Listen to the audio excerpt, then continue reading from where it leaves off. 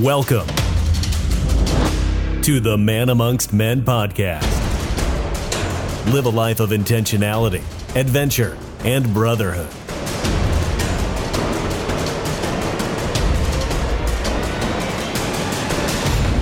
Take the inner journey and live out over your edge constantly. Here are your hosts, Dominick and Brian. Every month, Brian and I host a live event here in New York City called The Discerning Dick, Sexual Wisdom for the Modern Man. And these events have become so popular that in 2018, NPR, National Public Radio, reached out to us to do a segment on their longest running radio show called All Things Considered. And the reason why they wanted to talk to us is because most guys never talk openly about sex unless you're telling a story in front of your buddies that's going to make you look cool. But the bottom line is that this central driving force that controls so many of our lives' decisions and behaviors and actions, we know so little about, or we've done very little more than a surface level exploration around the driving forces that have shaped our sexuality, our desires, our habits and patterns, our insecurities, any guilt or shame or secrets that we hold. And so this is a forum. The Discerning Dick event is a forum for men to come together, also with women, to have these conversations. And wouldn't you know it, over half the audience that attends these events are women because they find a man who is willing to talk about this stuff openly, honestly, and to admit he doesn't have all the answers and seeks out a better future. She finds that irresistible. And so at this last event in December, our last event of 2018, I decided to set the stage at this Discerning Dick event with a broader context. And that broader context is the TEDx talk that I gave a week earlier entitled The Bold Journey That Women Want Men to Take. And I had given it just a week earlier at the TEDx Wilmington Women's Conference, where I was one of the few men honored to speak on stage at a women's conference. That reveals why having these talks around sexual wisdom for the modern man are so important. And so here you'll have an opportunity to hear me deliver my TEDx talk in front of a live audience at one of our Discerning Dick events in New York City. Enjoy. This past Friday, I had the opportunity to take the stage for my first time at a TEDx conference. Thank you. And what really made it humbling for me was that it was a conference specifically for women. It was called TEDxWilmingtonWomen in Wilmington, Delaware. I was one of the handful of men that had a chance to be invited to speak on that stage. And the topic of my discussion was, the name of the title was The Bold Journey That Women Want Us to Take. And the idea that underlies that is that the biggest service and support and honoring that men can provide women, at least right now, is to do inner work on ourselves. And that is a big part of the context behind what we're doing here today. And so I thought, if you would indulge me, that I might be able to recreate that TEDx talk up here and deliver it to you. How does that sound? Yeah. Hey? So then here we have it. Okay. 5 years ago, I had a chance to go to a men's retreat, and this is where I had a chance to meet James, a 50-year-old man I immediately looked up to. James was successful. He had a wife that he adored, 2 daughters that he doted over, and he even had that full head of hair thing going, which was kind of annoying. And I said, James, man, when I'm an old geezer like you, I want your life. And he laughed, right? And then I asked him a follow-up question. I said, it seems like you've got everything figured out already. What are you hoping to get out of this men's retreat? And that smile that was so big on his face disappeared. And he gave me an answer that sent a chill down my spine. And he said, Dominick, the reason why I'm here tonight is because I feel like I'm incapable of experiencing joy. And I shook my head and I said, James, what are you talking about, man? With the life that you've built for yourself, like, how's it even possible? He's like, Dominick, I don't know. Ever since I was young, I set goals and I crushed them. It's what I do for a living. And it's built me a beautiful life. I have a wonderful family that I care about. And if I'm going to be honest, I feel numb to pretty much everything on the inside. And that is starting to scare me. And what I came to learn about James is that he, like many men, had built his entire life around external achievements. And he became an amazing provider for his family. He became admired and respected by the people around him, and he became increasingly numb to all of it on the inside. You don't think his wife feels that? You don't think his daughters feel that? I'm wondering if you might know a James in your life. Maybe he's a friend or a father. Maybe he's sitting next to you right now. Maybe you're dating him. You see, this script plays out far too often. I've seen the consequences of this in the thousands of men that I've coached or worked with over this past decade. Men in their 20s are hungry to make something of themselves in this world. Men in their 30s start to reap some of the rewards of the hard work they put in. Men in their 40s start to accumulate so many of those things they've worked so hard for, and they start to wonder why it doesn't feel better. And then men in their 50s start to experience a sensation that Henry David Thoreau calls living a life of quiet desperation. That's frightening. It has been said that the definition of hell is that on your last day here on earth, the person that you became meets the person that you could have become. How do we short-circuit that trajectory? I want to know how I short-circuit that trajectory for James so that he doesn't end up there, or the Jameses in your life don't end up there.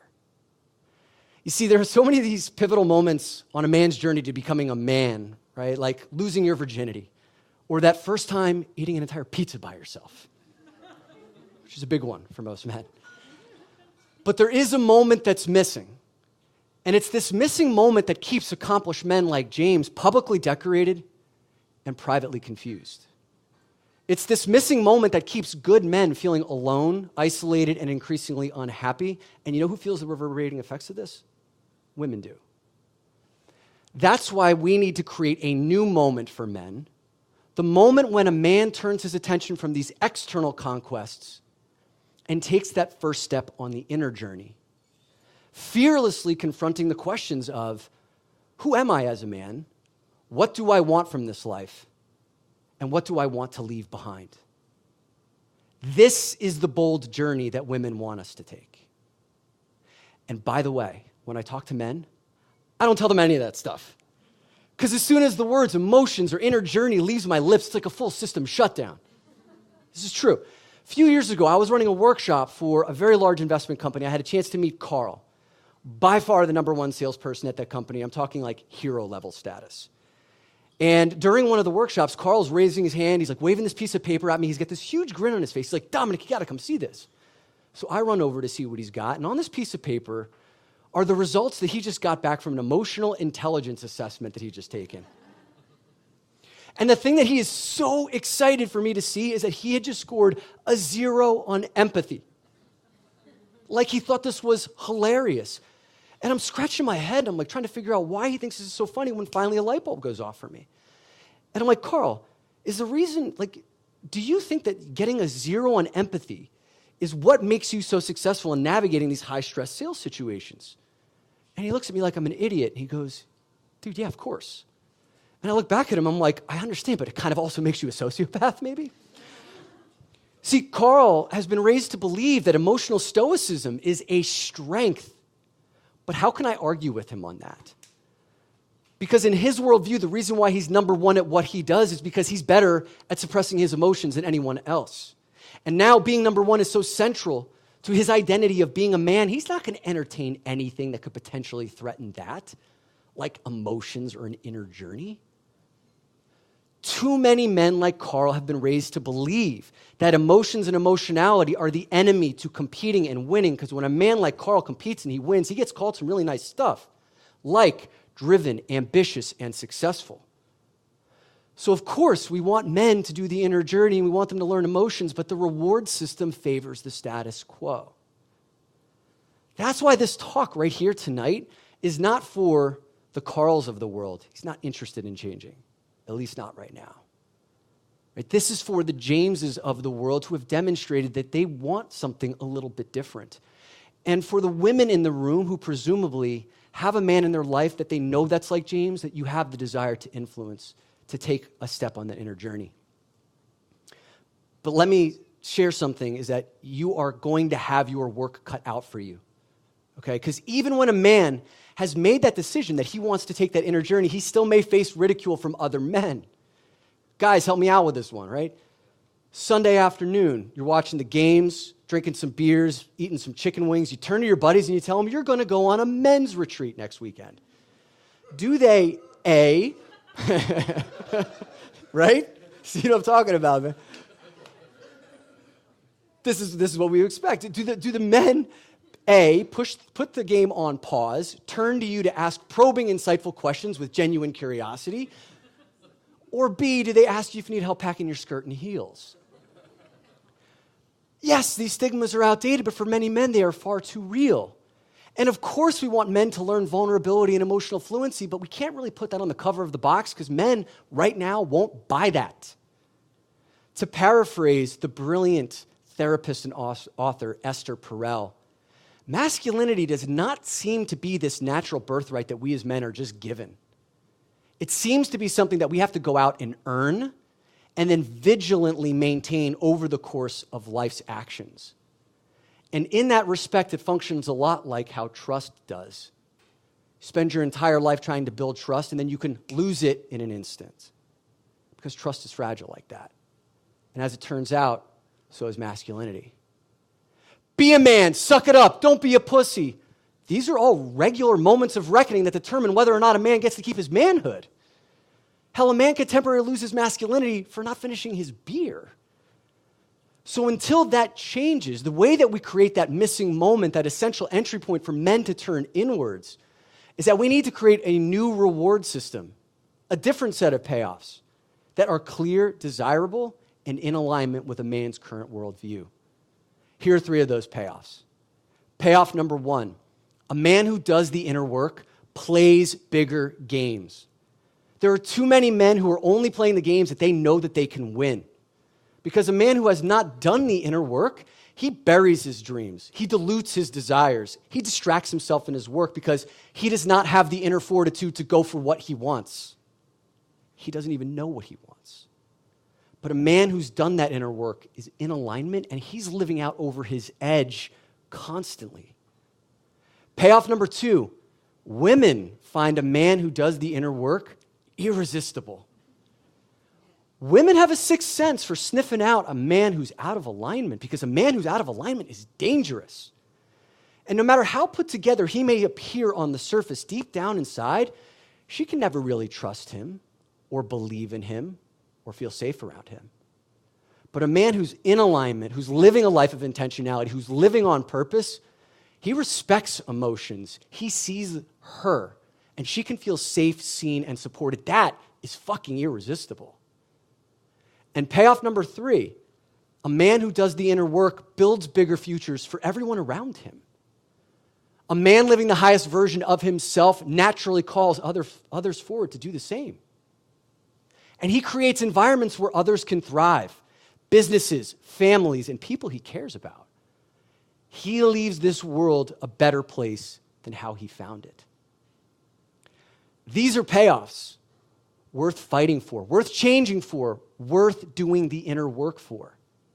And all it takes is the desire and that moment to take that first step inward. And that first step inward does not have to be something grandiose. It could be something as simple as picking up a book like Outwitting the Devil by Napoleon Hill, which has changed my life so many times over. It could be as simple as going on a weekend men's retreat.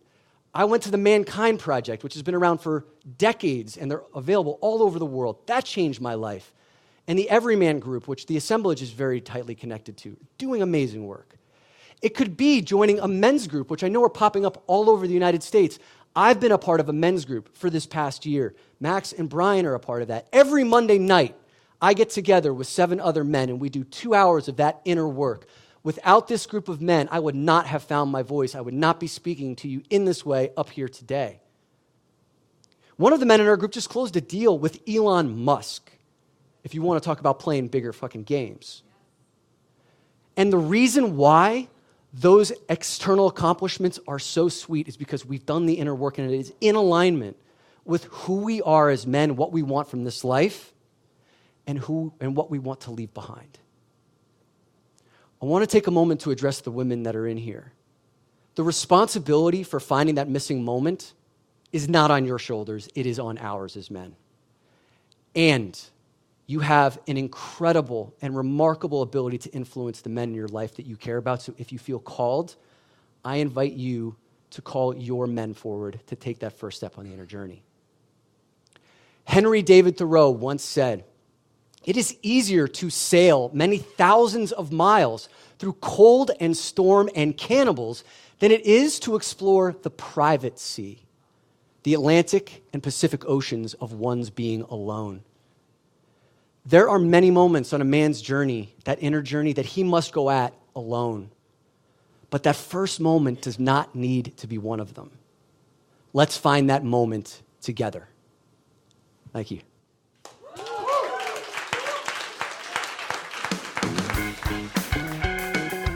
Hey, thanks for listening to the Man Amongst Men podcast. If you enjoyed this episode, don't forget to hit the subscribe button. And if you want more access to tools and resources, and you want information on our upcoming live events and retreats, head on over to www.doinnerwork.com.